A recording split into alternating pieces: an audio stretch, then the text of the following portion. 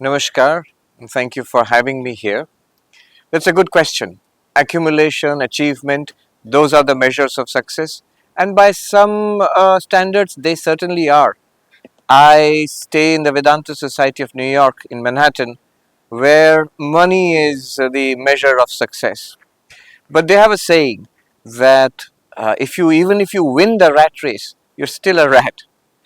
So we know even from the psychology studies that uh, that money achievement does give a certain amount of fulfillment, but it's always a diminishing return. After certain level of wealth of achievement in career, one feels a vacuum. One feels that there should be more to life. I have met youngsters from India who have come to the United States, who are working in New York, in Wall Street, achieved the dream which they had when they became an MBA, maybe many from IIM itself. And very soon, they also have this sense of emptiness that I've got all of this which I wanted and I'm still not satisfied. So, from a spiritual perspective, a Vedantic or yogic perspective, uh, this is not enough. Beyond this lies our contribution to society. One gets much more fulfillment by doing things for others.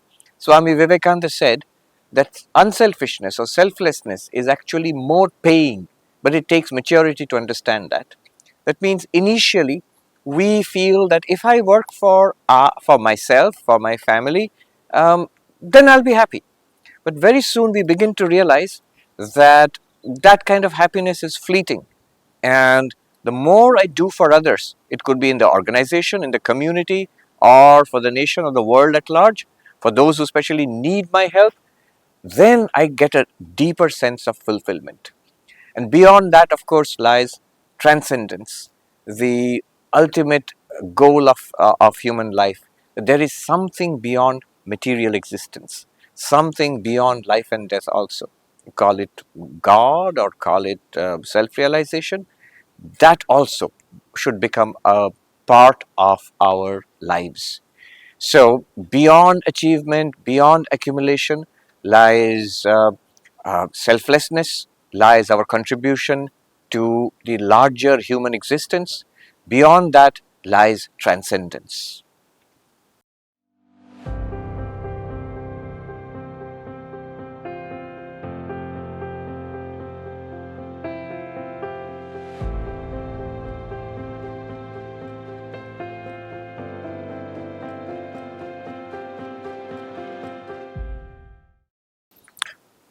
It's a great question. How can our ancient spiritual heritage be used to address modern challenges like anxiety, the pursuit of meaning? In fact, this is an ancient technology which has enduring relevance because they are related to the human condition.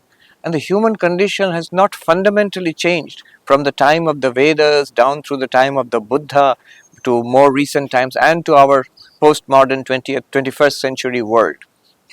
We seek fulfillment and we seek it in various ways. We seek it through pleasure, we seek it through wealth and accumulation, we seek it through achievement and power, we seek it through learning, we seek it through doing good for others. The Upanishads, the Gita, the Yoga Sutras, they all tell us first and foremost fulfillment is an internal state. That seems fairly obvious. So, we must first pay attention to our inner life. And that is done through control of the mind, through meditation. We have to pay attention to the meaning and purpose of life. So, there, the question of what exactly is our contribution to our environment, to the community around, that also should be a part of our, let us say, our philosophy of life. This is not something that is limited to yogis and monks or philosophers. No, the Bhagavad Gita was taught in the battlefield. I think the one reason is to symbolize that war being the worst kind of activity that a human being can do. If you can be philosophical, spiritual in the midst of terrible conflict, then one can be spiritual. One can have a philosophical attitude to life and bring all this philosophical wisdom to bear to our practical challenges of life, no matter what profession you are in, at home, in the community, in the workplace.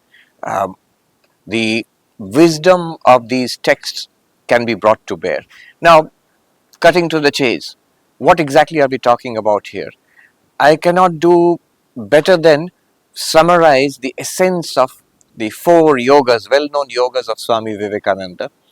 Raja Yoga, the way of meditation; Bhakti Yoga, the way of devotion; Karma Yoga, the way of action; and Jnana Yoga, the way of service. Jnana Yoga is the way of knowledge. So, in each, we'll see it is counterintuitive what our ancient spiritual traditions tell us. In the field of action, we feel if we work selfishly, if we work for ourselves, we are likely to be fulfilled and we will overcome the challenges of life. But as we become mature, as we go through life, we begin to realize the more selfless we are, the more we work for others around us in whatever sphere of action we find ourselves in, the more fulfilled we are. And the more we are able to cope with challenges like anxiety, like stress, meaning in life.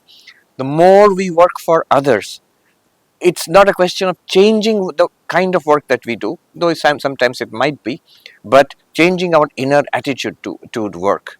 The more we work for others, the less stress there will be. There's a peculiar link between stress, anxiety, and selfishness. The more our work is, I do not have a personal motive behind it, an axe to grind, the more relaxed the mind becomes. Again, working for others immediately gives meaning to life. I mean, people get that by marrying and having children, so automatically you expand beyond your mere biological existence to include your spouse, your own children. Now, this is biological, but you force that, you expand that further, include people with whom you might not have any biological relationship, and work for them also. So that's one way one overcomes anxiety. That's one way one gets deep meaning in life. Then look at the inner logic of meditation, what Swami Vivekananda called Raja Yoga, the king of yogas. Our experience of life depends a lot on our inner life. It's through our minds that the world comes to us. I remember hearing a talk on quality control of all things, and I still remember this was decades ago. The manager saying to the HR manager, telling the people gathered that the consciousness of quality depends on the quality of consciousness, and that means our inner life is essential, is central to our sense of fulfillment and to our ability to overcome stress, anxiety, and to get meaning in life. So, a still mind, a concentrated mind, a mind which responds to our will rather than being tossed about by the circumstances of life, that's what meditation can do for us. So, a meditative mind immediately finds deep meaning in life. A meditative mind is resilient in the faces of challenges and stresses in life. Then, devotion. Instead of the mind flowing out in 100 different streams of desire, if you can collect the mind, collect our emotions into one almighty love of God, in whichever tradition or religion you belong to, it does not matter whether you're a Hindu or Buddhist or Sikh or Christian or Muslim, but deep faith in God, that also, that gives great meaning to life. Psychologists have known this since Carl Jung, that those who have a deep, meaningful relationship with God in their lives, in whatever religion they belong to, they are much more resilient to mental stress, they're much more resilient to mental illness. Then there is the way of knowledge, an inquiry into who am I, what am I, and Vedanta says you will make an amazing discovery that we are not these mere mortal creatures of flesh and blood, that we are creatures of light, we are creatures of spirit. And when we realize that, then we realize the locus of meaning is not outside us. The locus of meaning in life is within us, in our real nature. So in these ways, we can get uh, extraordinary resources from our ancient spiritual traditions, texts, which can help us cope with the stresses and challenges of modern life.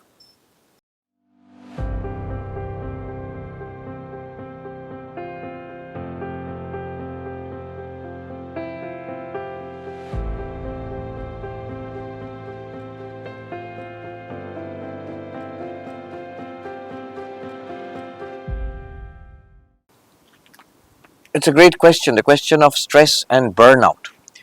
Um, the stresses of modern corporate life are only too well known, they need not be repeated here. How does one cope?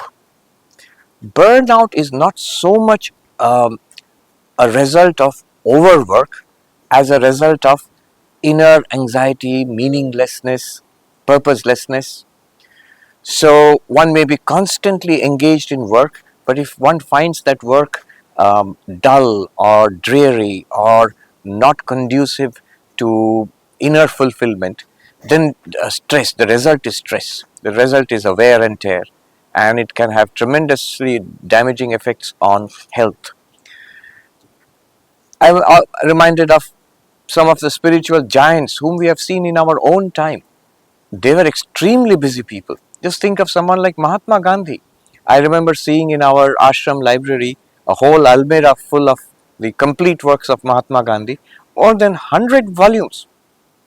This person, he was a freedom fighter. He was the most eminent political leader of his time.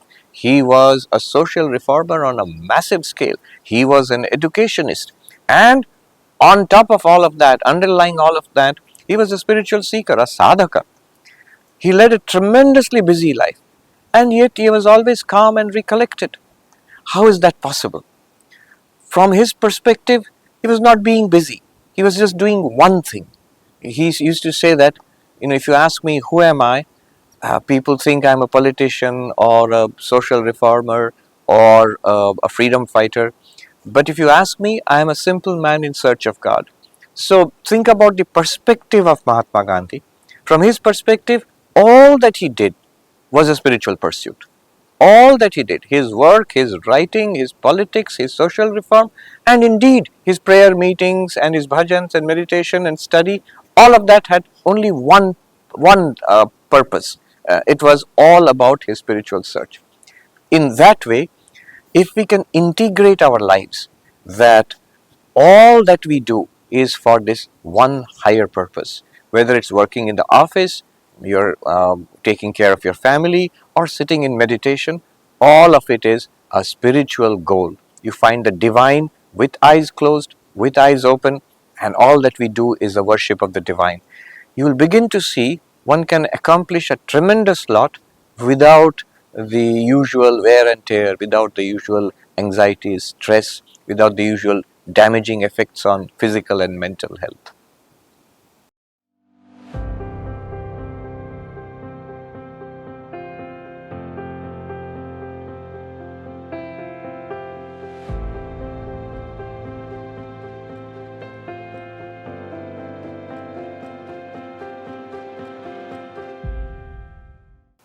That's a great question. What role can India's management institutes play in shaping the vision and the capacities of our future leaders? Um, I think these institutions they are already playing a vital role, and they will play an even more important role. Let me explain why I think that. We already have, I think, the world's fourth largest economy. Probably in the near future, India will overtake, I think it's Germany, which is the third largest economy, and will become the third largest economy. And we have the world's largest population. We have, in some senses, for example, natural resources and human resources, which are vastly underutilized. And the utilization and channelization of these resources is the task of management. And the leaders, the youngsters who are studying in our IIMs and other leading management institutes, they are those who will be at the helm. Their skills will be essential for the next economic and social revolution, which I'm sure is coming to India in the near future. One of the things that we can do is infuse an Indian ethos into our management studies. By that I mean there are there are I think incredibly important insights one can draw from our spiritual traditions. We always made this big divide between the sacred and the secular. So we thought meditation and devotion and philosophy, these are meant for spiritual seekers, for your personal spiritual life. But when it comes to management and corporate leadership, it should be something that is we learned in IIM, and the two should be kept separate. That is a mistake. If we keep our spiritual lives separate from our secular lives, you see, your corporate life, your family life will take up so much time and energy that there will be very little time and energy left for your spiritual pursuits. And if you keep spiritual life separate from your professional life, very soon you will find your professional life becomes dry and meaningless. So if you combine the two, from spirituality you draw peace and meaning in life, and the professional life will be illumined by spirituality. If professional life also becomes a spiritual practice, that problem of I don't have time for my spiritual practice, that problem also will be solved. Let me give you one concrete example, which is already being used, the idea of servant leadership. So this was Hermann Hesse, who, the well-known author of Siddhartha, which at one time was popular on college campuses. He wrote another book, Journey to the East, about a group of travelers who go to a search of a mythical monastery in the East, maybe in India. And there is this person, Leo, in that group, who is a servant, but who holds the entire group together by his spirit of service, by his sympathy, by his wisdom. And in fact, when Leo leaves that group, the group falls apart. And from this Greenleaf, I think, he drew the philosophy of servant leadership. The idea being that the role of leadership is to serve. And it's a philosophy. It's not that only when you become a leader, when you become the CEO or a political leader, then only you can serve. No, one can serve from day one. In when you are studying in your IIM here at home, when you get your first job, if my philosophy of life is what can I do for you? Swami Ranganathanandaji, a president of our order, he would say in a very simple way, what is spirituality? He says, if I close my eyes, I find peace within. If I open my eyes, my attitude is, what can I do for you? So, the idea of servant leadership, that the leader is first and foremost a servant with the attitude of, what can I do for you? This makes leadership, it gives a multiplier effect to the effectiveness of leadership, but it also gives deep fulfillment, personal fulfillment to the person who practices servant leadership. This is just one of the facets of what we call karma yoga. So like this, there are multiple insights which we can gain from the various texts of our tradition, and which can enrich and enhance our management education.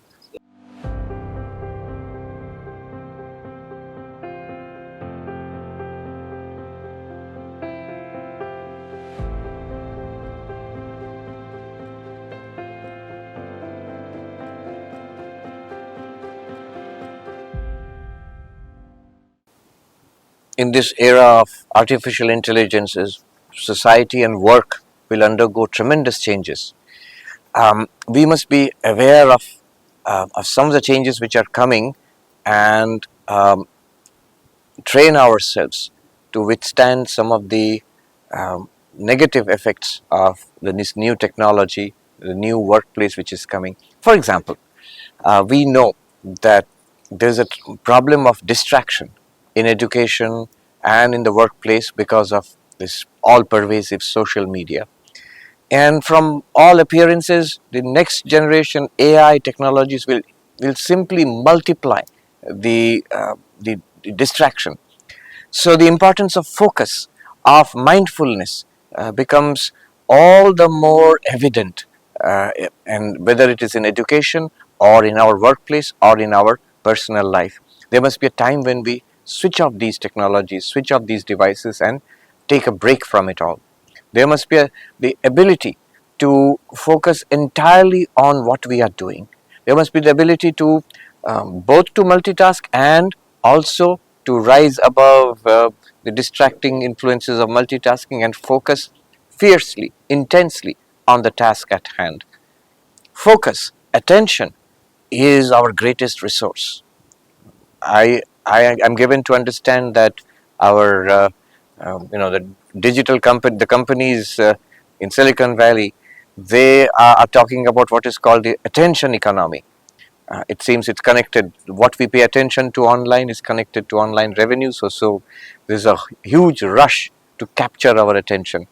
There's a catchy slogan that if the product is free, in that case, you are the product. You are what is being sold on online. You meaning your attention. So the greatest resource that we have is our attention. And meditation, mindfulness helps us to retain control over our attention.